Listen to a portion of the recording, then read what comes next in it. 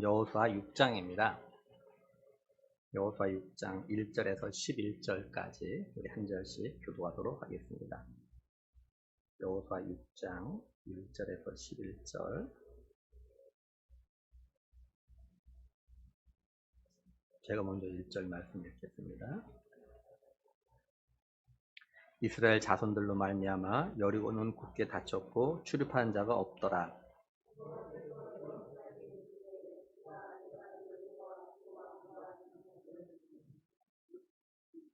너희 모든 군사는 그 성을 둘러 성 주위를 매일 한 번씩 돌되 엿새 동안을 그리하라.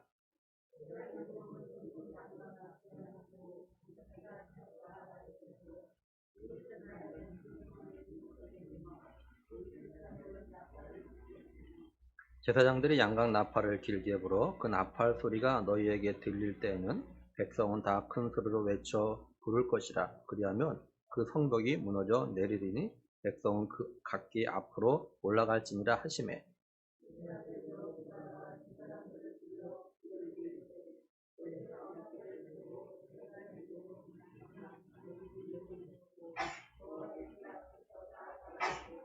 또 백성에게 이르되 나아가서 그 성을 돌되 무장한 자들이 여호와의 궤 앞에서 나아갈지니라 하니라.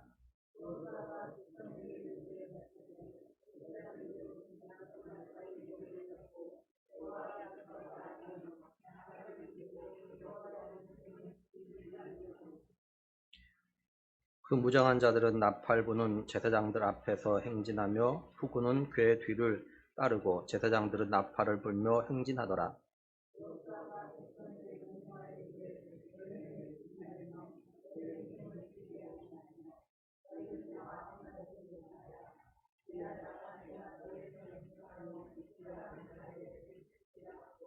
같이 보겠습니다.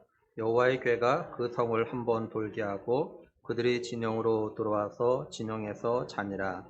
아멘. 하나님께서 이스라엘 백성들로 하여금 그 요단강을 갖다 건너게 하셨죠. 그 범람하는 요단강을 갖다 마르게 하셔서 이스라엘 백성들이 요단 갖다 건넜습니다. 그리고 길갈에 도착해서 길갈에서 할례를 향하죠. 그리고 길갈에서 할례를 향한 다음에 여리고 평지까지 와요. 여리고 평지에서 유월절을 보내고 그 다음날 어떤 일이 있냐면 그 땅에 소산물 갖다 먹습니다. 또 그 다음날 어떤 일이 있냐면 지금까지 광야 40년 동안 내렸던 만나가 이제 그치게 되어져요. 이런 일이 있은 다음에 이제 여호수아가 하나님께서 보낸 하나님의 군대 대장을 갖다 만나게 되어집니다. 하나님께서 이 여호와의 군대 대장을 갖다 보내셔서 여호수아를 갖다 만나게 하신 것은 하나님께서 지금까지 이스라엘 백성들 갖다가 앞서서 인도하셨던 것처럼 이제 가나안 정복 전쟁도 하나님께서 앞서서 인도하셔서 가나안을 갖다 정복할 걸 갖다가 이제 말씀하시기 위해서 이렇게 만나게 하신 겁니다. 그래서 이제 가나안 정복을 위한 전초 기지가 될 여리고를 무너뜨리는 그런 모든 준비가 지금 다 되어 있어요, 이스라엘. 근데 이 여리고는 그러면 어떤가? 오늘 말씀 1절에 보면은 이스라엘 자손들로 말미암아 여리고는 굳게 닫혔고 출입한 자가 없더라, 이렇게 말씀해요. 여리고 왕은 이스라엘 자손이 여리고를 갖다 공격하지 못하도록 성문을 갖다 굳게 걸어 잠그고 아무도 출입을 갖다 하지 못하게 했어요. 여리고 성을 갖다 이렇게 굳게 닫게 된 그 이유 가운데 하나 뭐냐면 여호수아 5장 1절에 보면요. 요단 서쪽의 아모리 사람의 모든 왕들과 해변의 가나안 사람의 모든 왕들이 여호와께서 요단물을 이스라엘 자손들 앞에서 말리시고 우리를 건너게 하셨음을 듣고 마음에 녹았고 이스라엘 자손들 때문에 정신을 잃었더라. 이 말씀을 통해서 이렇게 한 이유를 갖다가 알 수가 있는 거죠. 그러니까 여리고 왕은요, 하나님께서 그 범람하는 요단강보다 마르게 해가지고 이스라엘 백성을 갖다가 건너게 했다라는 이 소리를 듣고 나서 좀 어떻게 할지는 몰라가지고 제일 먼저 한 것이 뭐냐면은 성문을 갖다가 굳게 걸어 잠근 겁니다. 그리고 아무도 출입하지 못하게 만든 이 일을 한 거예요. 그런데 이 말씀이 여리고 왕과 백성들이 두려워하고 있다는 이 말을 하기 위해서 성문을 갖다가 굳게 닫고 있다라는 이 말 갖다 하고 있는 건 아닙니다. 여리고 성은요, 난공불락의 성으로 알려져 있습니다. 당시 여리고는 주변의 평야보다 약 21m 높이에 있는 작은 산에 위치해 있습니다. 그리고 여리고 성의 그 높이가 약 7.6m 정도 되는 것으로 알려져 있고, 그 다음에 성벽 두께가 한 6m 정도 된다고 합니다. 그러니까 이 여리고 성은 이렇게 철옹성과 같고 쉽게 무너뜨릴 수 있는 그런 성이 아니에요. 그러니까 이스라엘 백성들이 이 성을 갖다가 정복한다는 거, 이 성을 갖다가 무너뜨린다는 건요, 사실 불가능하다는 것 갖다 지금 이 이야기를 갖다 해주고 있는 겁니다. 결국 뭐냐면 이스라엘 백성들로 하여금 요단강의 마른 땅으로 건너게 하신 하나님의 그 기적적인 방법이 아니면은 불가능하다는 것 갖다 말하기 위해서 지금 이 이야기를 갖다 하고 있는 거예요. 하나님의 어떤 기적적인 간섭, 하나님의 초자연적인 능력이 아니면은 절대로 여리고성을 갖다 무너뜨릴 수 없다라는 것을 갖다가 지금 말하고 있는 거예요. 이게. 그래서 하나님께서 여호수아에게 하신 말씀이 뭐냐면 2절에 보면 여호와께서 여호수아에게 이르시되 보라 내가 여리고와 그 왕과 용사들을 내 손에 넘겨주었으니 이렇게 말씀해요. 하나님께서는 여호수아에게요 여리고 왕과 그다음에 군사들 모든 것 다 이미 넘겨줬다 이렇게 말씀하십니다. 다시 말해서 하나님께서 간섭하시고 기적을 갖다 행하시겠다 지금 이 말씀을 갖다 하고 계신 거예요. 하나님 여호수아에게 여리고는 너희 힘으로 무너뜨릴 수 있는 곳이 아니라라는 것을 갖다 지금 말씀하시는 거예요. 우리가 이걸 우리의 삶에도 좀 적용해서 생각해 볼 필요가 있습니다. 우리의 인생에도 우리의 삶에도요. 사방이 닫혀가지고 우리의 힘이나 노력으로 불가능한 일들이 생각보다 많이 있습니다. 우리 교회 전도제에 보면은 뭐가 나왔냐면 인생이 내 주인이 내가 주인이 아니라고 그래서 내 마음대로 되는 것이 아니라고 그런 글이 있는 걸 갖다가 볼 수 있어요. 정말 우리의 삶에는 내가 막 이렇게 노력하고 애를 쓴다고 되는 것이 안 되는 일들이 또 많아요. 그죠? 내가 좀만 노력하면 될 것 같은데, 내가 좀만 더 힘을 쓰면 될 것 같은데, 될 듯 하면서 안 되는 일들이 있다고. 지난 금요일 날, 3시에 제가, 이렇게 다른 교회 다니시는 권사님이에요. 근데 그 권사님이, 우리 전도대원들이 그 노량진 사거리에서 다이소 앞에서 마스크 이렇게 전도지를 나누는 걸 받아가지고 교회 전화하신 거예요, 교회로. 그래서, 저하고 만났어요. 다른 교회 다니시는 권사님, 은퇴 권사님이신데. 그 권사님 오셔가지고 자기에 대한 이야기가 다 하시는 거예요. 자기가 뭘 좀 하는데 그 일이 뭔가 될 듯 하면서 안 된다는 거야. 다 될 것 같은데 마지막에 틀어진다 자꾸. 그런 일이 한두 번이 아니야. 계속 그런다는 거죠. 그래서 이 권사님이 그 일을 통해서 왜 자꾸 될 듯 하면서 안 될까? 왜 자꾸 여러 번 다른 여러 가지 일들이. 그러다가 그 안 된 이유가 뭔지 내가 깨달았다고. 그래서 자기가 그때 회개하고 깨달았는데 그걸 어떻게 하면 좋겠냐고 저에게 상담하러 전화가 온 거야. 저하고. 그래서 저하고 한 시간 정도 이렇게 이야기하고 이제 가셨어요. 이처럼 우리의 삶에요. 될 듯한 안 되는 일이 상당히 많이 있습니다. 정말. 또 우리가 또 하나 예를 든다면 우리가 전도를 좀 하고 있는데 우리가 전도한 사람을 갖다가 예배당으로 데리고 오는 거 이것도 하나님의 간섭하심과 역사하심이 정말 필요하다라는 거죠. 그래서 우리가 하나님의 역사하심과 간섭하심을 갖다가 이렇게 간절히 구하는 겁니다.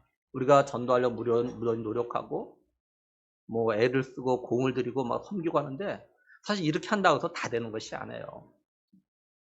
우린 지금 전도해 봤잖아요. 새생명 초청을 데리고 나오려고 부단히 애를 썼는데 소위 막판 틀어진 경우가 생각보다 많이 있었잖아요. 그러니까 우리가 전도해서 전도 열매를 갖다 맺는 것도 하나님께서 우리에게 은혜를 주셔야 돼요. 그래서 우리가 하나님께 이런 은혜를 갖다 이제 구해야 되는 거죠. 여기 넘겨주었다는 그 히브리어가 완료형으로 되어져 있어요. 그러니까 하나님께서 여호수아에게 내가 이미 여리고의 모든 걸 갖다 너에게 넘겨줬다. 그러니까 네가 여리고 갖다 정복할 수 있을 거다. 이 말씀을 갖다 하고 계신 거예요. 쉽게 말하면 여리고의 싸움은 이미 끝났다. 네가 승리했다. 지금 이렇게 말씀하시는 겁니다. 근데 이건 하나님께서 여호수아에게 처음 이렇게 말씀하신 건 아닙니다. 하나님은 이미 이스라엘 백성들에게 여리고는 물론이고 가나안을 갖다 주셨다라는 것을 갖다 이미 말씀하셨어요. 여리고성에 살고 있는 기생 라합이 여호수아가 보는 두 명의 정탐꾼들에게 이렇게 말했죠. 여호수아 2장 9절에 보면 말하되 여호와께서 이 땅을 너에게 넘겨주신 줄 내가 아노라. 우리가 너희를 심히 두려워하고 이 땅 주민들이 다 너희 앞에 간담이 녹나니 이렇게 말씀을 해요. 이 기생 라합이 아니라 하나님께서 이 성 갖다 너에게 준 건 난 안다. 기생 라합에게 이 말 들은 두 정탐꾼이 여호수아에 가서 그 또 보고를 하죠. 여호수아 2장 24절에 또 여호수아에게 이르되 진실로 여호와께서 그 온 땅 우리 손에 주셨으므로 그 땅 모든 주민이 우리 앞에서 간담이 녹더이다. 이렇게 말씀드려요. 그리고 여기서 더 거슬러 올라가면 모세가요 이미 이스라엘 백성들에게 하나님께서 가나안 땅을 갖다 주셨다는 것 갖다 이야기했다고요. 신명기 7장 1절 2절 보면요.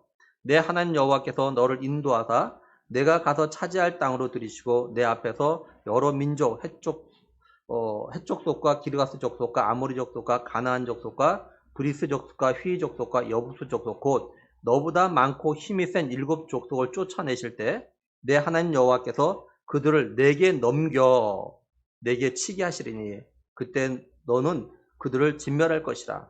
또 신명기 7장 23절 24절에서도요. 내 하나님 여호와께서 그들을 내게 넘기시고 그들을 크게 혼란하게 하여 마침내 진멸하시고 그들의 왕들을 내 손에 넘기시리니 이렇게 말씀합니다. 그러니까 여호수아를 비롯해서 이스라엘 백성들이 여리고를 비롯해서 가나안의 7 족속을 갖다 정복하는 일은요. 이미 하나님께서 이스라엘 백성들에게 승리를 갖다 안겨주신 겁니다. 하나님께서 이스라엘이 여리고를 비롯해서 가나안을 갖다 정복하도록 시나리오를 갖다 다 짜놓으신 거예요. 따라서 이 여호수아를 비롯해서 이스라엘 백성들은요. 하나님이 다 짜놓으신 이 시나리오에 따라서 움직이면 되는 겁니다. 쉽게 말하면 하나님께서 약속대로 가나안을 갖다가 이스라엘 백성들에게 주시기로 계획한 대로 여호수아를 비롯한 이스라엘 백성들이요. 움직이기만 하면 되는 거예요. 좀 더 쉽게 예를 들면 영화나 드라마를 보면 거기에 나오는 주인공을 비롯해서 출연자들의 그 이미 짜여진 각본대로, 그죠? 대본대로 하듯이 여호수아와 이스라엘 백성들이요. 출연과 감독자 대신 하나님께서 짜놓으신 가나안 정복에 대한 각본대로만 하면 여리고를 비롯한 가나안요. 차지하게 되어져 있다라는 거예요. 이건 결국 여호수아와 이스라엘 백성들이 여리고를 비롯해서 가나안을 갖다 정복하는 건 하나님의 손에 달려져 있다라는 겁니다. 그래서 오늘 이제 여호수아 6장의 내용을 갖다 이렇게 굳이 또 다른 이렇게 이야기한다면 제목이 이스라엘의 여리고 정복, 각본 하나님, 연출 감독 하나님, 주연 여호수아 이렇게 이야기할 수 있는 거예요. 이 상황이 잘 보면. 신학에 오면 또 이 싸움에 대해서 다시 말해서 이미 승리가 보장된 싸움에 대해서 예수님께서 말씀하셔요. 요한복음 16장 33절 중반절에요. 세상에선 너희가 환난을 당하나 담대하라 내가 세상을 이겨노라 이렇게 말씀합니다. 예수님은요 제자들이 세상에서 당하는 환난들이 어떤 건지 잘 알고 계십니다. 근데 예수님은요 이런 환난들을 갖다 다 이겨놓으셨다는 거예요. 그러니까 제자들은 예수님이 이 세상의 환난을 갖다 이겨놓으신 그 각본대로만 움직이면 되는 겁니다. 예수님은 제자들이 세상에서 당하는 환난을 갖다가 담대히 맞서면 이긴다라고 말씀하셔요. 야고보 사도는 야고보서 4장 7절 중반절에서요. 마귀를 대적하라 그리하면 너희를 피하리라 이렇게 말했어요. 그러니까 우리 성도들이 세상에서 마귀가 환난을 가지고 우리가 더 위협할 때 두려워하지 말고 담대히 맞서 싸우면 마귀가 환난이 이제 우리를 갖다 피하게 되어진다는 거예요. 마귀가. 결국 우리가 이긴다는 거죠. 이게 예수님이 짜놓으신 우리 성도들이 세상의 환난과 마귀의 위협을 갖다 이기게 되어지는 그 각본입니다. 우리는 예수님이 짜놓으신 각본대로만 움직이면 마귀를 또한 환난을 갖다가 이길 수 있게 되어지는 것이에요. 쉽게 말하면 영화나 드라마에서 배우들이요 여러 액션들을 취하죠. 예를 들면 싸우는 장면이 있어요. 배우들은 짜여진 대로 각본대로 이렇게 액션을 취하면 되는 겁니다. 그죠? 보통 주인공은 다 이겨요. 그죠? 모든 영화나 드라마나 보면요 대부분 주인공은 다 이게 그 각본이 다 짜여져 있다고요. 그 주인공 맡은 배우는 각본대로 될 것 같다 믿고 있기 때문에 그 각본대로 액션을 갖다 취하면 돼요. 주연을 맡은 배우는 비록 자신이 매 맞고 붙잡혀가고 고문을 당해도 그 각본에 자신이 이기도록 되어져 있다는 걸 다 알고 있기 때문에 그죠? 여러 액션을 취하는데 그것이 때로는 두렵고 어렵지만 그래도 담대하게 이렇게 그 액션을 갖다 취하는 거죠. 우리가 이걸 통해서 우리에게 좀 적용해 볼 건 뭐냐면 우리가 마귀에게 지는 이유 또 우리가 환난 앞에서 지거나 굴복하는 이유가 뭐냐면 우리가 예수님이 짜놓으신 각본대로 움직이지 않아서라는 거예요. 우리들의 예수님이 세상의 환란을 갖다 다 이겨놓으신 각본대로 환란 앞에서 좀 담대하게 액션을 취하면 결국 우리가 승리하게 되어져 있다는 거죠. 우리가 마귀를 갖다 대적하면 마귀는 도망가게 되어져 있어요. 이게 예수님이 짜놓으신 각본입니다.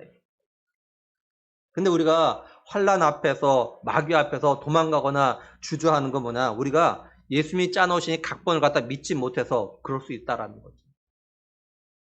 만약에 영화나 드라마에서 배우들이요 감독의 말을 갖다 믿지 못해서 각본대로 하지 않으면 그죠? 자신들이 결국 이기는 장면을 갖다 찍지 못할 수 있어요. 심하면은 교체되기도 하는 거죠. 따라서 우리 성도들의 믿음의 삶은요 하나님이 짜놓으신 대로 또한 예수님이 이겨놓으신 걸 믿고 믿음으로 살면 결국은요 우리의 믿음이 이기게 되어져 있다라는 거죠. 그래서 오늘날도 소위 간증하는 성도를 그 간증을 잘 들어보면 이런 거예요. 믿음대로 다시 말해서 하나님께서 나의 의는 오직 믿음으로 말미암아 살리라 하시니 말씀대로 그죠? 짜놓으신 각본이야 이게 지금. 나의 의는 오직 믿음으로 말미암아 살리라 이게 짜놓은 각본이란 말이야 이게. 그러니까 이대로만 살면 믿음으로 살면 하나님께서 짜놓으신 각본대로 승리를 갖다 경험하고 그걸 갖다 간증하는 겁니다. 잘 보세요. 그대로 했더니 이렇게 되었다 이 이야기 하는 거야. 하나님이 각본 짜놓은 거예요 이게. 믿음으로 살면 된다. 믿음으로 살 때 이렇게 되었더라. 각본대로 됐다. 그게 간증이에요. 하나님은 우리 모두를 갖다가 주인공 삼고 우리 각자의 인생의 삶, 믿음의 삶, 환난과 또한 여리고 같은 난공불락도 무너뜨릴 수 있도록 각본 갖다 다 짜놓으셨어요. 그리고 하나님은 우리들이 그 각본대로 움직이기를 갖다 좀 바라십니다. 우리를 하여금 승리의 기쁨을 누리도록 우리를 사용하시고 우리를 드러내시고 그래서 우리가 그렇게 승리했을 때 그걸 통해 하나님은 영광을 갖다 받기를 갖다 원하시기 때문에 그렇게 각본 갖다 다 짜놓으신 거예요.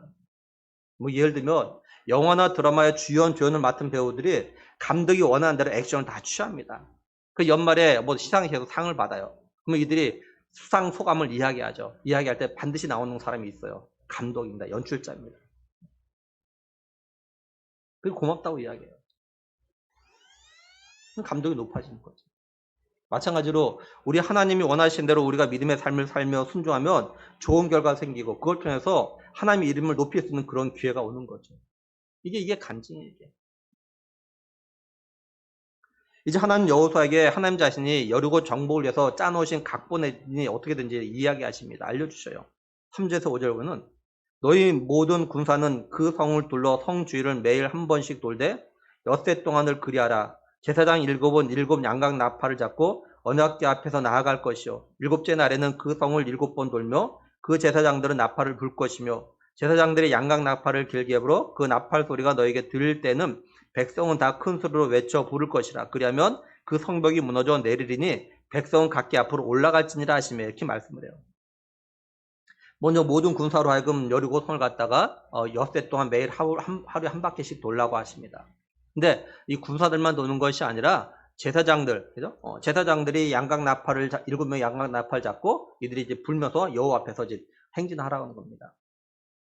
양각 나팔을 잡은 제사장들이 엿새 동안 하루에 한 바퀴 돌지만 7째 날에는 7바퀴를 돕니다. 그러고 나서 양각 나팔 갖다 길게 불어요. 그러면은 그 소리를 갖다 들은 백성들이 큰 소리를 함성 와 지르면은 여리고 성이 무너진다는 거예요. 그때 이스라엘 백성들은 여리고를 향해서 전진 나가면 된다. 이게 하나님이 여리고를 갖다 함락시키는 그런 짜놓으신 각본이 이렇다라는 거예요. 이렇게만 해라 너희들. 그럼 승리한다. 우리는 하나님께서 짜주신 이 각본을 좀 주목해서 볼 것이 있습니다. 첫째 뭐냐면 7이라는 숫자가 좀 반복되고 있다는 거죠. 우리가 여호수아 6장을 다 읽지 않았지만 여호수아 6장에요. 7 제사장, 7 나팔, 그 다음에 7째 날, 7번 도는 이렇게 7이라는 것이요 14번 나옵니다. 7이라는 14번. 기독교에서 그러니까 성경에서 7이라는 수가 가지고 있는 의미가 뭐냐면요. 어떤 그 신적인 섭리나 사역에 관련해서 완전성을 갖다 의미합니다. 물론 7이라는 수가 사용되는 문맥에 따라서 그 주는 의미는 좀 다르지만 완전성을 갖다 이야기해요. 뭐 예를 들면 우리가 잘 아는 대로 나만 장군 얘기죠. 나병을 갖다 낫기 위해서 어떻게 되는 겁니까? 요단강에 7번 몸을 갖다 담궈야 납니다. 하나님의 말씀에 끝까지 담글 때 그 몸이 낫게 되어져 있어요. 또 엘리야가 갈멜산에서 바알 선지자를 갖다 이겨서 이제 다 죽이죠. 그러고 나서 산에 올라갑니다. 그리고 기도해요. 그리고 엘리사가 사원에게 바다 쪽으로 7번 갔다 오라고 해요. 7번 갔다 오니까 그때서야 손바닥만한 구름이 이렇게 보게 되는 거죠. 다시 말해서 비가 올 징조를 갖다가 이제 보게 되죠. 7번째 갔을 때. 오늘 말씀에 나오는 7은요. 심판이 완전하게 이루어질 걸 갖다 또 말씀해 주는 거예요.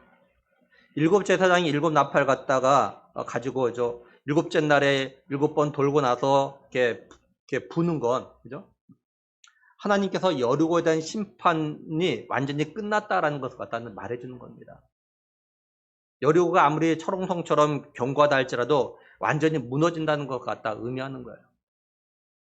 그러니까 한마디로 이스라엘 백성들이 하나님의 말씀을 믿고 순종하면 여리고 성이 무너지는 것을 갖다가 보게 될 거라는 거죠.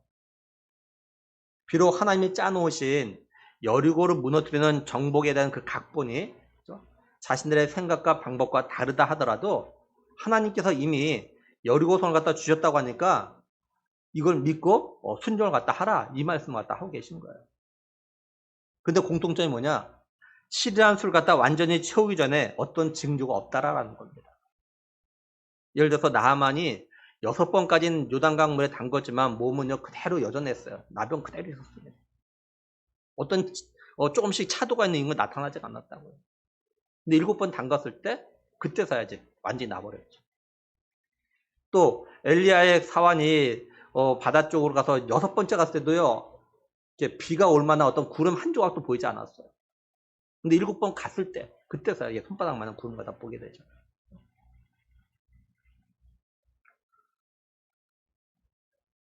또 이스라엘 백성들이 이제 엿새 동안에 하루에 한 바퀴씩 엿새 동안 돌았다고 해서 여리고 성에 어떤 뭐 금이 가거나 성벽에 금이 가거나 이런 징조가 하나도 안 나타났다고. 7번째 날 7번 돌았을 때 함성 질렀을 때 그때서 이제 여리고 성이 무너지기 시작한 거죠. 그러니까 7을 갖다 완전히 채웠을 때 끝까지 순종했을 때 약속의 말씀들이 이루어졌다라는 겁니다. 이걸 우리에게 좀 적용해 볼 것이 있어요. 뭐냐면 오늘 나는 믿음과 순종이 완전한가라는 겁니다. 나는 하나님 말씀을 갖다가 그대로 믿고 말씀대로 끝까지 순종하냐라는 거예요. 내가 믿는다고 하면서 6번까지는 순종을 해보고 내가 생각하는 어떤 징조나 표시나 또는 상황이나 차도가 안 보인다고 7번까지 채우지 못한 중간에 포기한 것은 없는가라는 겁니다. 시작은 믿음으로 해놓고 끝은 믿음으로 끝맺지 못한 건 없었는지, 혹시 내가 지금까지 믿음으로 한다고 했는데 그 믿음의 결과를 갖다가 얻지 못한 게 7번까지 온전히 믿음으로 순종하지 않았기 때문에 그런 건 아닌가 한번 우리가 기도하면서 생각해보자 라는 거예요. 둘째는 양강나팔입니다. 이스라엘 백성들에게 있어서 이 나팔 소리는 아주 다양한 용도로 사용되어져요. 뭐 전쟁할 때, 뭐 축제를 할 때, 또 사람을 불러 모을 때, 이런 때 뭐 이렇게 다양한 용도로 사용되어집니다. 출애굽기 19장 보면 하나님께서 이스라엘 백성들과 시내산 언약을 갖다 체결하기 위해서 이렇게 나타나셔요. 이때 하나님이 나타나신 거 알기 위해서 이제 나팔 소리가 울려집니다.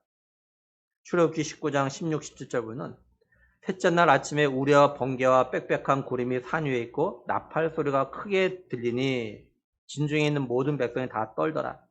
모세가 하나님을 맞으려고 백성을 거느리고 진에서 나오매 그들이 산기슭에 서 있는데, 또 19절에 나팔 소리가 점점 커질 때 모세가 말한즉 하나님이 음성으로 대답하시더라, 이렇게 말씀을 해요.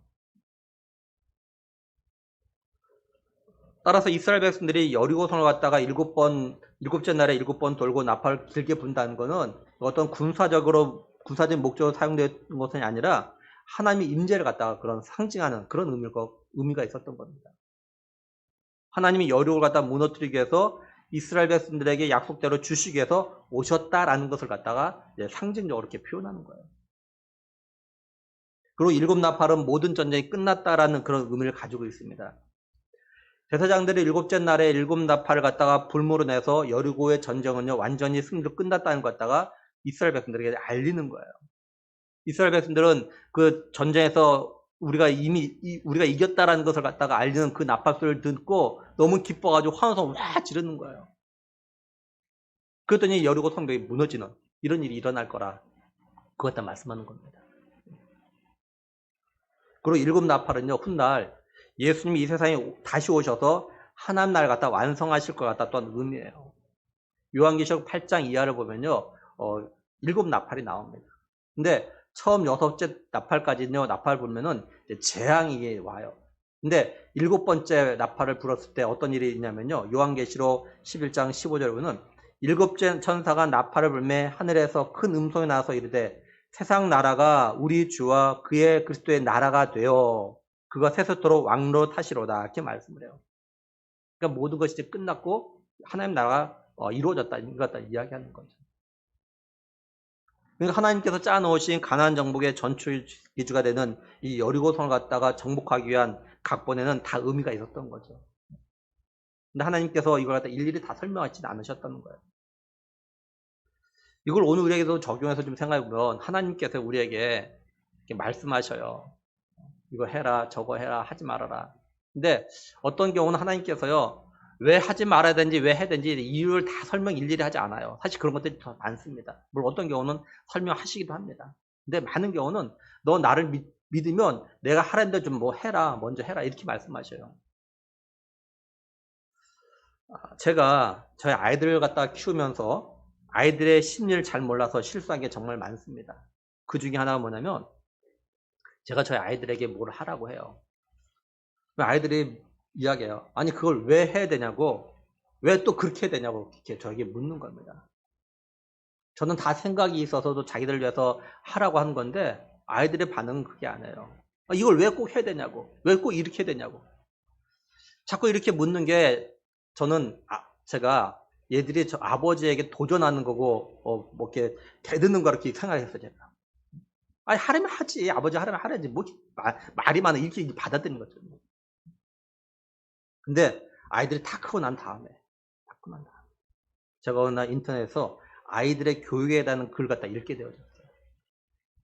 거기에 어떤 내용이 나오냐, 아이들이요, 특히 남자아이들이 부모가 뭘 하라고 할 때 왜 그걸 해야 되냐고, 왜 꼭 그렇게 되냐고 이렇게 묻는데 이게 아버지의 권위에 대해서 도전하는 것이 아니라 정말 몰라서 궁금해서 묻는 거라 그렇게 되어져 있는 거예요. 제가 그 글을 읽는 순간 저희 아이들이 떠올랐어요. 제가 얼마나 무지한 아버지인지 제가 절실 알았어요. 제가 그걸 알았더라면 아이들한테 그렇게 막 야단치지 않았을 텐데. 그 몰라가지고 아버지 하려면 하지 뭐 말이 많아 하면서 막 꾸준히. 아이들은 정말 몰라서 궁금해서 묻는 건데 그걸 전혀 몰랐다고 제가. 그래서 그 후회가 있어요. 그런 의미에서 오늘 어린이 주일인데 우리 자녀를 갖다 양육하는 부모들이 때로는 아이들의 심리에 대해서 좀 공부하고 알 필요가 있다는 생각을 드는 거예요.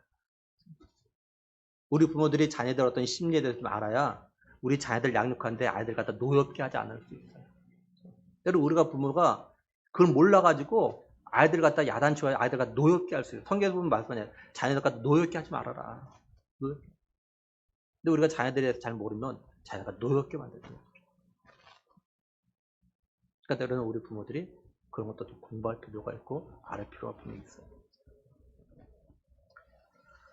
근데 이렇게 왜 해야 되는지, 왜 이렇게 해야 되는지 묻는 건 단지 아이들만의 모습은 아니고 오늘 우리에게도 사실 또 있습니다. 하나님을 향하여. 하나님 이걸 또 왜 해야 되죠? 왜 이렇게 해야 되죠? 막 이렇게 그러면서 하려면 좀 하나님 믿고 좀 하기를 원하신데 하나님은 우리 자꾸 물어 왜 해야 되냐고. 그죠? 한편은 하기 싫은데 난 하기 싫은데 하러 하니까 자꾸 묻는 거예요. 근데 하나님은 많은 경우요 정말 믿으면 하라 이걸 원하셔요. 믿으면 해라 좀, 나를 믿으면 좀 해봐. 날 믿고 한번 해봐라. 이러신다고요. 물론 어떤 경우 가르쳐 주시지만 왜 해야 되는지 이 결과 어떻게 되는지 말씀하시지만 많은 경우요 하나님은요 그냥 하라고 하십니다. 이제 여호수아와 이스라엘 백성들은 하나님이 짜놓으신 각본대로 행동하면요 여리고성을 갖다 정복할 수 있어요. 그렇다면 이게 뭘 말하는 거겠습니까? 여호수아를 비롯해서 이스라엘 백성들이 하나님이 짜놓으신 여리고 정복에 대한 각본을 갖다 믿고 그대로 순종해야 된다는 거죠. 다시 말해서 하나님께서 승리의 각본을 갖다 짜 주셨지만 결국 여호수아와 이스라엘 백성들이 하나님 짜 주신 각본대로 여리고성이 무너지는 걸 갖다 확인하려면 하나님 짜 주신 각본대로 순종해야 된다는 거죠. 결국 믿음이 있어야 순종하게 되어지는 겁니다. 한번 생각해 보세요. 그 철옹성 같은 성이, 그죠? 매일 하루에 한 바퀴씩 돈다고, 7째 7바퀴 들고, 나팔불 커서 와 한다고 무너질 것 같습니까, 그게? 생각을 해보세요. 무너질 것 같습니까, 그게? 혹시 들어보셨습니까? 혹시 지금까지 살아오면서 전쟁터에서는 무슨 역사나 드라마에서 막 여리고성 빼놓고 뺑뺑 돌고 소리쳤다 무너진 거 여러분 혹시 들어보셨습니까? 그런 영화나 드라마 또 보셨습니까? 없어요. 근데 하나님 그렇게 하라고 하셔요. 그럼 무너질 거라고 하십니다. 그러니까 이걸 믿어야만, 믿고 해야만 그걸 확인할 수 있는 거예요. 안 하면 확인이 안 되는 거예요. 이게.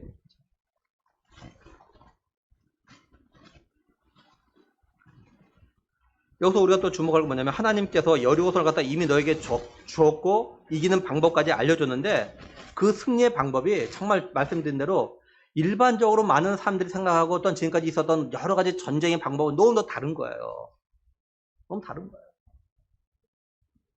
그러니까 우리가 상식으로 알고 있는 건 너무 다른 거예요. 하나님이 가르쳐 주신 방법이요. 그죠? 좀 뭐가 좀 조금이라도 같으면 좀 순종해 보겠는데 너무 다르잖아요. 차원이.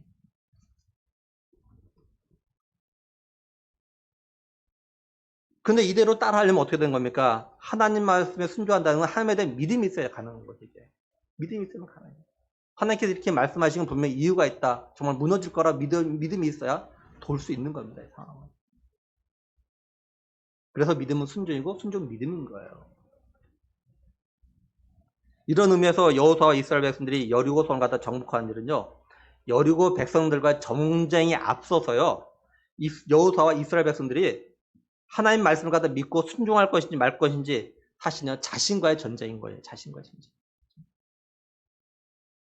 하나님께서 앞 2절에서 여호수아에게 여리고와 그 왕과 용사를 갖다가 이미 너에게 넘겨줬다라는 말씀을 믿고 하나님이 짜놓으신 각본대로 할 것인지 말 것인지 선택하는 그런 결정의 과정, 그 싸움, 나와의 싸움이 내가 먼저 해야 되는 거야, 사실. 여리고 전쟁은 나중 문제고 내가 그 말씀대로 할 것인가 말 것인가 내가 나 자신과 싸워야 돼. 그 전쟁. 이건 오늘 우리에게도 좀 적용을 생각해 봐야 돼요. 우리도 하나님의 말씀을 갖다 듣고 우리 스스로가 그 말씀을 믿고 순종할 것인가 말 것인가 선택과 결정하는 우리 자신과의 싸움이 먼저 있어야 됩니다. 사실 우리는 하고 있어요. 내가 의도적으로 나와 싸워야지 하지 않지만 우리는 매번 사실 그렇게 하고 있습니다. 하나님께서 말씀하신 대로 또 하나님께서 우리의 믿음대로 역사하시고 일하실 것 같다 믿는 사람은 어떻습니까? 그래 한번 내가 하나님 말씀대로 순종해보자 이렇게 마음에 결정을 하죠. 그죠? 결정한다고. 근데 정말 그대로 될까? 믿는다고 그대로 될까? 이렇게 믿지 못하고 의심한 사람은 하나님 말씀에 순종하는 것 선택하지 않아요. 불순종하다 결정하겠죠. 그러니까 우리들이 이걸 갖다 행동으로 나타나기 전에 마음에서 선택하고 결정하는 과정 가운데 싸우는 거 사실이에요. 순종할까 말까? 믿을까 말까? 이렇게 싸우는 거 내 마음속에. 그것이 우선이죠. 예를 들면 5월 29일 새새벽 추첨주일에 내 가족, 내 친척 또는 내 친구 가운데서 예수를 믿지 않는 사람과 함께 예배대로 나오는 것에 대해서도 이미 마음의 결정과 선택을 갖다 했을 거라고 저는 생각을 해요. 무슨 말이냐면 지난주에 설교 때 설교 듣고 그래 나도 한번 예수님 안 믿는 사람을 한번 데리고 나와가지고 훗날 예수님께서 주시는 상과 그 다음에 면류관을 한번 받아보자 이렇게 결정한 사람이 있어요. 반면에 예수님이 주신다고 하는 상과 영광에 대한 걸 믿지 않고 전도 대상자 갖다 생각도 하지 않고 그냥 혼자 나오기로 이미 마음에 결정한 사람들이 있다라는 거죠.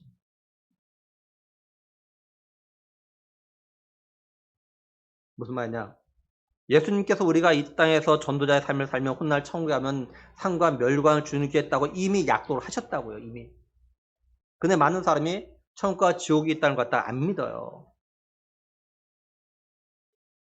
이런 때 우리가 천국과 지옥이 있다는 걸 믿는다면 또한 상과 멸관을 갖다가 주신다는 걸 믿는다면 전도자의 삶을 갖다 살 것이고, 믿지 않으면 전도자의 삶을 갖다 안 사는 거죠.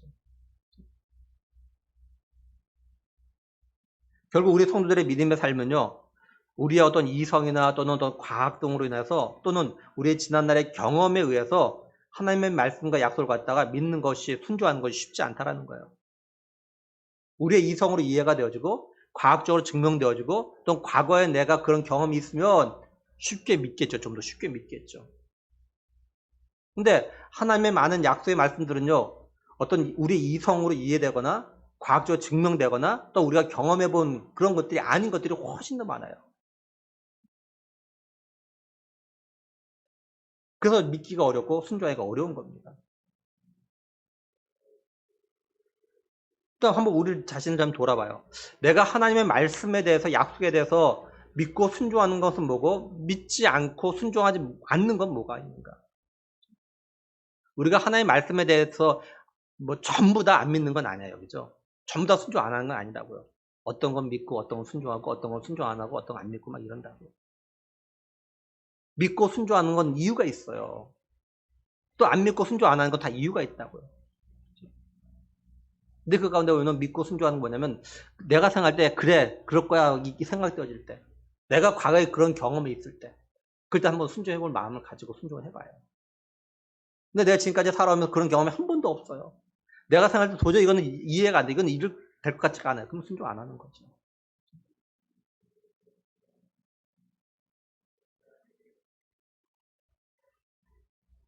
그러니까 우리가 하나님 말씀이 내 생각과 맞지 않아도 먼저 순종할 수 있는 사람 되기 위해서 우리가 좀 기도를 해야 돼요. 그래서 우리가 기도해요. 이제 하나님부터 여리고 성 정복에 대한 방법을 들은 여호수아가 어떻게 하냐면 6절 7절에 눈의 아들 여호수아가 제사장들을 불러 그들에게 이르되 너희는 언약궤를 메고 제사장 7은 양각나팔 7을 잡고 여호와의 궤 앞에서 나아가라 하고, 또 백성에게 이르되 나아가서 그 성을 돌되 무장한 자들이 여호와의 궤 앞에서 나아갈지니라 하니라 이렇게 말씀을 해요. 여리고를 향해서 전제한 대열의 순서를 보면 먼저 제사장들이 언약궤를 갖다 메고 섭니다. 다음으로 7명의 제사장들이 양각나팔을 갖다 잡아요. 그리고 하나님의 궤 앞에 또 섭니다. 그리고 무장한 자들이 하나님의 궤 앞에 서서 나가는 거예요. 여호수아가 이렇게 말하자 무장한 군인들과 또한 제사장들과 일반 백성들이 이제 여호수아가 말한 대로 이제 뭡니까 대열을 갖다 이제 짜서 섭니다. 8절 9절 보면 여호수아가 백성에게 이를 마침에 제사장 7은 양각나팔 7을 잡고 여호와 앞에서 나아가며 나팔을 불고 여호와의 언약궤는 그 뒤를 따르며 그 무장한 자들은 나팔 부는 제사장들 앞에서 행진하며 후군은 궤 뒤를 따르고 제사장들은 나팔을 불며 행진하더라 이렇게 말씀해요. 그러니까 여리고를 향해서 향하는 대열의 순서를 정리하면은 무장한 자들이 대열의 맨 앞에 섭니다. 다음으로 나팔 부는 7 제사장이 서고 그 뒤로 하나님의 언약궤가 서고 그 뒤에 후군이 서고 이제 여리고를 도는 이런 대열의 형태예요. 그런데요, 이 여리고를 정복하는 대열을 잘 보면 하나님의 언약궤가 뒤쪽에 있다는 거예요. 뒤쪽에. 예를 들면 이스라엘 백성들이요, 애굽을 나와가지고 이제 40년 동안 광야 여정에서 지금 여기까지 오기까지는 하나님께서 낮에는 구름 기둥으로 밤에는 불 기둥으로 앞에서, 다시 말해서 이스라엘 백성들이 하나님의 임재를 갖다 상징하는 걸 그걸 다 보고 따라왔다고요.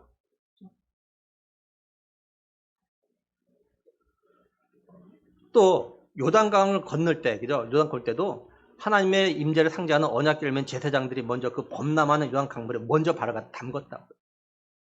앞에서 먼저 갔다는 거죠. 그런데 하나님께서 약속하신 가나안 정복의 시작인 여리고 정복은 하나님의 임재를 상징하는 하나님의 궤가 앞이 아닌 뒤쪽에 배치하고 있어요. 뒤쪽에. 그 이유가 뭘까라는 거예요. 지금 가나안 정복을 위한 전초 기주가 될 여리고 정복은 하나님의 임재를 상징하는 언약궤가 뒤쪽에 배치되어 있어요. 그 이유가 뭘까라는 거죠. 그리고 이게 오늘 우리에게 어떻게 적용해서 생각해 볼 수 있을까라는 겁니다. 그건 하나님이 약속하신 가나안 정복은요, 하나님의 약속을 갖다 믿고 또 하나님이 함께 하심을 갖다 믿고 하는 거라는 걸 갖다 지금 말씀해 주고 있는 거예요. 무슨 말이냐면 출애굽부터 지금까지 광야 여정의 40년 길에서는요, 앞서 인도하셨던 하나님이, 그죠? 다시 말해서 구름 기둥과 불 기둥으로 임재하신 걸 갖다가 그 하나님을 이렇게 보고, 물론 하나님의 모습을 본 거 아니면 하나님 임재를 상징하는 것 갖다 보고 지금까지 왔다고요. 이걸 갖다 경험하고 믿었다면 이제는 그 하나님이 약속하신 땅을 갖다 이미 주신 걸 믿고, 비록 그 하나님이 눈에 보이지 않더라도 믿음으로 여리고 정복을 위한 방법을 알려준 대로 순종하라. 지금 이 말씀을 갖다 하고 계신 겁니다. 또 다른 말로 하면 하나님이 약속하신 땅에 대한 정복은 처음부터 하나님이 뒤에서 함께 하시고 보호하심을 갖다 믿고 하는 거라는 걸 갖다 이야기하고 있는 거예요. 광야의 여정에서 구름 기둥과 불 기둥으로 임재하셔서 앞에 가셨던 하나님을 보고 시작된 여정이라며, 광야 여정은 이 가나안 정복은 눈에 보이지 않고 뒤에 함께 하신 하나님을 갖다 믿고 하는 거라는 걸 갖다 말씀해 주고 있는 겁니다. 한마디로 하나님이 함께 하시니까 걱정하지 말고 두려워하지 말고 철옹성 같은 여리고를 할지라도 능히 정복할 걸 믿고 하나님 말씀대로 여리고 정복을 위해서 나가라. 지금 이 말씀을 갖다 하고 계신 거예요. 순종하라는 거죠. 근데 이건 하나님께서 여호수아와 이스라엘 백성들에게만 원하시는 그런 믿음의 삶과 순종의 삶이 아닙니다. 예수님도 예수님의 제자들에게 똑같이 말씀하셨어요. 언제냐면 예수님께서 십자가에 고난을 당하시고 죽으셨다가 말씀하신 대로 3일 만에 부활하신 후입니다. 마태복음 28장 19절 20절 보면 그러므로 너희는 가서 모든 민족을 제자로 삼아 아버지와 아들과 성령의 이름으로 세례를 베풀고 내가 너에게 분부한 모든 것을 가르쳐 지키게 하라. 볼지어다 내가 세상 끝날까지 너희와 항상 함께 있으리라 하시니라. 이렇게 말씀을 해요. 예수님의 제자들에게 모든 민족을 제자 삼고 내가 너에게 가르쳐 준 걸 갖다가 그들에게도 지킬 수 있도록 가르쳐 줘라. 그렇게 말씀하셔요. 이런 사명을 주시죠. 그리고 제자들이 그 사명을 갖다 감당할 수 있도록 세상 끝날까지 항상 함께 있겠다. 이렇게 말씀하셨어요. 다시 말해서 뭐냐면 예수님이 지금은 제자들의 눈에 보여요. 이 마태복음 이 말씀하실 때 예수님이 부활하신 다음에 제자들에게 지금 보는 앞에서 지금 말씀하신 거라고 그래요. 이제는 근데 하나님 나라로 다시 돌아가셔요. 이제 예수님 안 보입니다. 이제는. 그렇지만 걱정하지 말라 이렇게 하시는 거예요. 비록 내가 너희 눈에 보이진 않지만 항상 내가 너희와 함께 할 거니까 염려하지 말고 내가 너에게 준 사명 끝까지 감당해라. 지금 이 말씀 하시는 거예요. 오늘 우리에게도 똑같이 적용되어져요. 하나님은 우리가 지금까지 믿음의 삶을 살아오는 과정에서 하나님의 임재 함께 하심 또한 역사하심을 갖다 정말 경험했다면 앞으로 어떤 문제, 어떤 어려움, 어떤 상황에서도 하나님 함께 하심을 갖다 믿고 믿음으로 살아가라. 이걸 갖다 우리에게 요구하고 계시다라는 거예요. 이제 여호수아는 이스라엘 백성들에게 한 가지 더 말합니다. 10절에 여호수아가 백성에게 명령하여 이르되 너희는 외치지 말며 너희 음성을 들리게 하지 말며 너희 입에서 아무 말도 내지 말라. 그리하다가 내가 너에게 명령하여 외치는 날에 외칠지니라. 이렇게 말씀하죠. 그럼 여호수아가 왜 이스라엘 백성들에게 여리고성을 도는 동안에 왜 말도 하지 못하게 했을까요? 물론 여호수아가 이스라엘 백성들에게 말하면 안 된다 이유 갖다 밝힌 건 아닙니다. 근데 우리가 추측을 해볼 수는 있어요. 그건 뭐냐면 그 많은 무장한 군사들과 많은 이스라엘 백성들 가운데는요, 정말 하나님이 하신 말씀에 대해서 온전히 믿고 순종하는 사람이 있는가 하면 믿지 못하고 어쩔 수 없이 따라가는 그런 사람들이 있다라는 거죠. 거기 있는 모든 백성은 다 믿어져가지고 다 따르는 건 분명히 아닐 거예요. 하려니까 어쩔 수 없이 하긴 하는 그런 사람도 분명히 있다고요. 이런 사람들의 여리고성을 돌다가 뭐 첫날은 돌겠죠. 근데 둘째, 셋째 되면은 아무 표시가 안 나타나는 거예요. 금이 안 가는 거예요. 그럼 어떤 생각을 갖겠습니까? 우리가 지금 뭐 하는 거야? 난 지금까지 전쟁하는데 이렇게 뺑뺑 돈다고 무너지는 거 처음 한 번도 못 들어봤다고. 이렇게 한다고 여리고성 정말 무너질까 이게? 그걸 믿어? 뭐 이렇게 말하겠죠. 혹시 이러다가 저 여리고성 위에서 여리고 군사가 화살 쏘서 맞아 죽는 거 아니야? 또 이런 생각도 할 수 있잖아요. 누군가 이런 말 하면은 분명히 요동할 거라고요. 거기 도는 군사들이나 백성들이죠. 근데 이제 그다음부터 막 흔들리는 겁니다. 여리고성을 돌아도. 믿음이 없는 거죠. 그러면 하나님의 말씀에 온전히 순종하지 못해서 원하는 결과도 얻을 수 없는 그런 일이 생길 수 있어요. 예를 들면 민수기 11장 4절에 보면요. 그들 중에 섞여 사는 다른 인종들이 탐욕을 품매 이스라엘 자손도 다시 울며 이르되 누가 우리에게 고기를 주어 먹게 하랴 이렇게 말씀합니다. 이스라엘 백성들이 애굽을 나올 때 이스라엘 백성들만이 나온 것이 아니라 다른 인종, 이전 성경은 잡족이라고 해야죠. 그러니까 하나님의 백성이 아닌 사람들 같이 따라게 나왔다고요. 그러니까 하나님 이스라엘 백성들 아닌 사람들은 거의 대부분 아마 하나님 갖다 믿지 않을 겁니다. 근데 이 사람들이 하나님 갖다 믿지 않는 사람들이 마음에 탐욕을 품으니까 다시 말해서 뭐예요? 불평하기 시작하니까 이 말 듣는 이스라엘 백성들도 다시 울면서 불평했다 이 말을 하는 거죠. 또 신명기 20장 8절에 보면 책임자들은 또 백성에게 말하여 이르되 두려워서 마음이 허약한 자가 있느냐? 그는 집으로 돌아갈지니 그의 형제들의 마음도 그의 마음과 같이 낙심될까 하노라 하고 이렇게 말씀해요. 무슨 말이냐면 전쟁에 나갔어요. 근데 유난히 막 두려움을 느끼는 사람이 있어요. 막 어쩔 줄 몰라요. 그래가지고 옆에 있는 사람이 자꾸 두려움을 이야기하는 거야. 야 이러다 우리 죽는 거 아니야? 뭐 우리 이익이냐? 막 이러면 하는 거죠. 전쟁에 나가서 마음 편한 사람 누가 있겠어요? 자기가 죽을지 모른다는 늘 두려움이 다 있죠. 근데 자꾸 그런 이야기 하면 다른 사람도 막 이렇게 의욕이 상실되는 거죠. 낙심되는 거죠. 그러니까 정말 막 두려워가지고 어쩔 줄 모르는 사람이 돌려보내래요. 그 사람 돌려보내. 잊지 마라. 다른 사람에게 영향을 준다. 마찬가지로 여리고성을 갖다가 돌 때도 분명 이런 사람이 있을 수 있다는 거죠. 그러니까 아예 처음부터 아무 말도 하지 못하게 한 거야. 이걸 우리가 좀 적용해서 생각해보면 우리가 교회에서도 뭘 하려고 하면 모든 성도들이 같은 마음과 같은 믿음을 하는 건 분명히 아닙니다. 솔직히 우리 교회 안에도 믿음이 있는 사람이 있고 없는 사람이 있습니다. 부정적인 사람이 있고 긍정적인 사람이 있어요. 근데 믿음이 없고 부정적인 사람이 믿음이 없는 말, 부정적인 말 갖다 말하게 되면 다른 성도들이 영향을 받습니다. 그래서 교회가 뭘 하려고 하면 참 힘을 빼지는 거예요. 빼는 거죠. 그러니까 우리 좀 생각해 봐야 돼요. 나는 어떤 사람인가? 나는 교회에서 뭘 하려고 할 때, 또 하나님 나라를 위해서 뭘가 하려고 할 때, 그 말씀을 듣고 순종하는데 믿음으로 반응을 하는가? 아니면은 믿음 없는 말, 부정적인 말 해가지고 다른 성도들의 마음을 갖다 흔들어 놓지 않는가?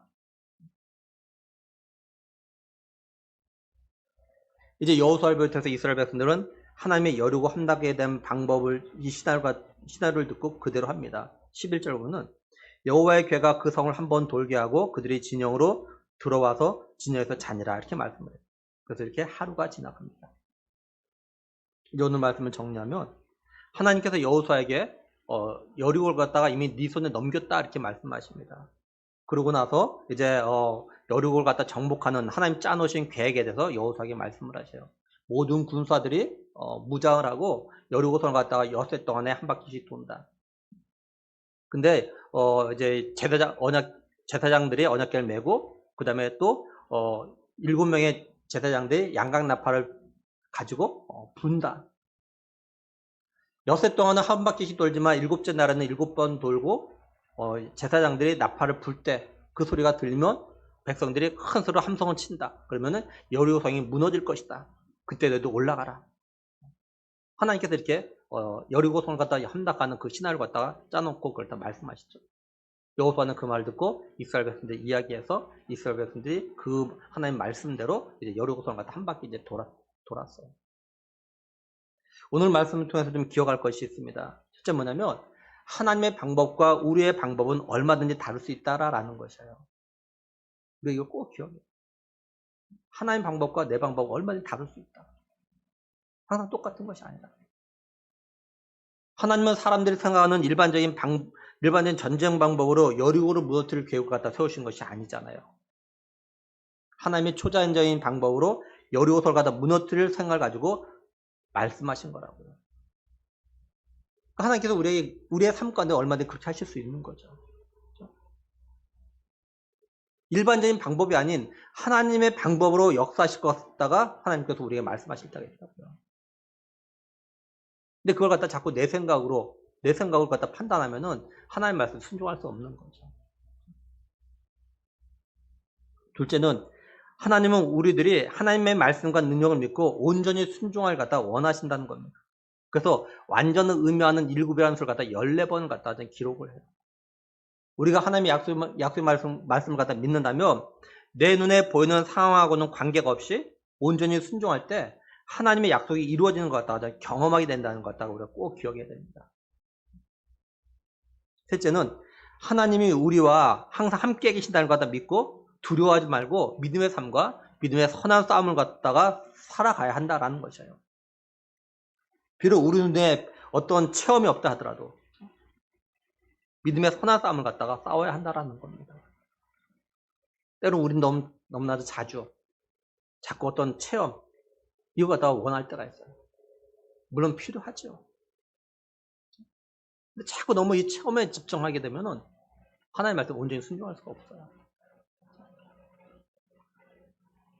비록 내게 기도 응답이 없다 할지라도 내가 원하는 대로 되지 않는다 할지라도 하나님이 약속하신 말씀에 대해서 믿고 순종하는 것. 하나님 원하시는 걸 이루어야 하는 거죠. 마지막으로 우리가 믿음으로 순종할 때는 좀 말없이 해야 됩니다. 나의 부정적인 말 한마디, 나의 믿음 없는 말 한마디가요. 다른 성도의 믿음 또는 우리 자녀들과 다음 세대들의 믿음의 삶에 부정적인 영향을 갖다 끼칠 수 있다는 것 갖다 꼭 기억을 해야 돼요. 특히 가정에서 자녀들 앞에서 부정적인 말, 믿음이 없는 말, 불평들의 말 갖다 조심해야 됩니다. 이게 자녀들을 갖다가 믿음의 삶 그리고 하나님의 앞에서 믿음의 삶을 살아가는데 악영향을 갖다 끼친다는 걸 꼭 명심하셔야 돼요. 정말로 내 자녀를 갖다 믿음의 자녀로 또 하나님께 쓰임받는 자녀로 양육하고 싶은 마음이 있다면 항상 자녀들 앞에서는 믿음을 가지고 믿음의 말을 해야 되고 또한 믿음을 바탕으로 해서 긍정적인 말 갖다 하셔야 돼요. 자녀들 갖다가 믿음으로 키우고 싶다면서 믿음이 없는 말을 하고 부정적인 말 자꾸 해보세요. 아직 믿음이 생기지 않습니다. 바라기는 불가능을 갖다 가능하게 하시는 하나님을 갖다 온전히 믿고 하나님의 말씀과 약속에 대해서 온전한 믿음으로 순종의 삶을 살아나가는 우리가 되길 정말 원합니다. 그래서 우리의 믿음을 통해서 일하시는 하나님을 갖다 우리가 경험하고 하나님이 어떤 분이신지를 갖다 온 세상에 드러내는 우리의 남은 믿음의 삶 될 수 있기를 세상 끝날까지 우리와 항상 함께 하시는 우리 주 예수 그리스도의 이름으로 간절히 축원합니다. 기도하시겠습니다. 하나님 참 감사합니다.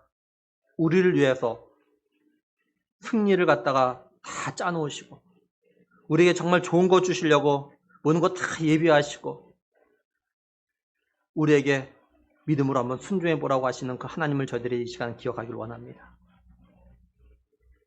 하나님이 우리에게 정말 좋은 거 주시려고 우리의 승리를 위한 어떤 시나리오를 다 짜놓으시고 말씀하신 그것들이 때론 내 생각과 다른 것들이 많을 거고 지금까지 경험해보지 못한 그런 방법일 수도 있을 것이고 하나님 그렇다 할지라도 하나님에 대한 믿음을 가지고 하나님 순종함을 통해서 정말 하나님의 초자연적인 역사 하나님의 정말 독특하신 그 방법 그것 통해서 하나님께서 이루시고 역사하시는 그런 은혜를 갖다가 맛보는 하나님 우리의 삶 되게 하셔서 그런 삶을 통해서 하나님 영광 드러내는 우리의 믿음의 삶 될 수 있도록 은혜 주실 동안 간절히 원하옵고 우리 주 예수 그리스도의 이름으로 기도드리옵나이다. 아멘. 찬송가 545장